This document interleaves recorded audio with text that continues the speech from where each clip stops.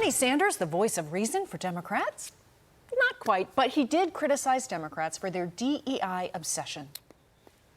All of us want to see parts of our society have good representation in Congress. Democrats have retreated from class issues, from economic issues, from a desire to take on big money, to, oh, isn't it wonderful? We have a woman here, and we have a gay person here, and we have a black person here, and a Latino person over there. Now, in doing so, he also mocked female Republican governors. Donald Trump has surrounding him a whole lot of women. There are right-wing women governors all over this country, right?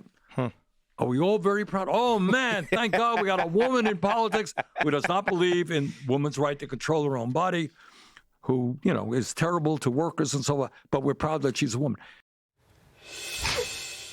Tommy, what do you think here? He's got a style, and he's got a little bit of a point there that perhaps it is time to think about the economy and these issues. Yeah, well, he's really stuck on that, right? The millionaires and the billionaires. And I'm glad that he can somewhat recognize that the left's obsession with identity politics is not helpful and it's ludicrous. You just saw the DNC, they had to get rid of the David Hogg because they didn't have the right to make up for their equity and their inclusion and all of that. It was a real fiasco. It was embarrassing to watch.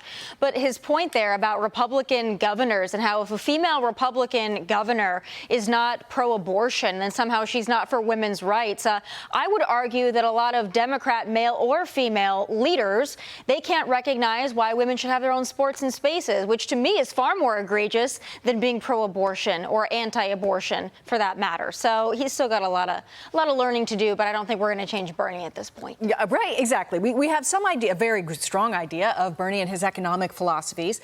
But there does seem to be a will within the Democratic Party, including their elder statesmen, that are trying to steer things away from these culturally divisive issues and back to the things, those kitchen table issues. How painful do you think it is for Bernie Sanders that he's following corporate America's lead in killing DEI? He now says we don't need it.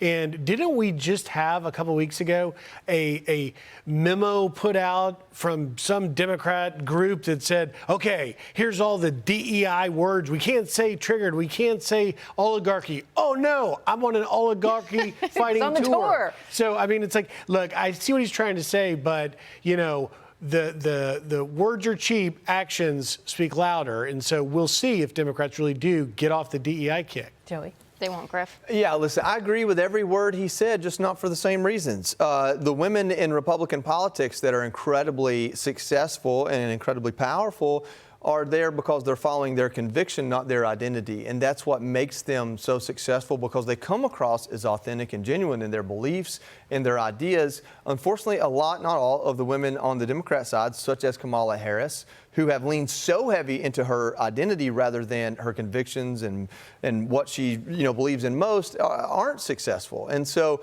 he's right in the sense that identity is not the path to success in politics.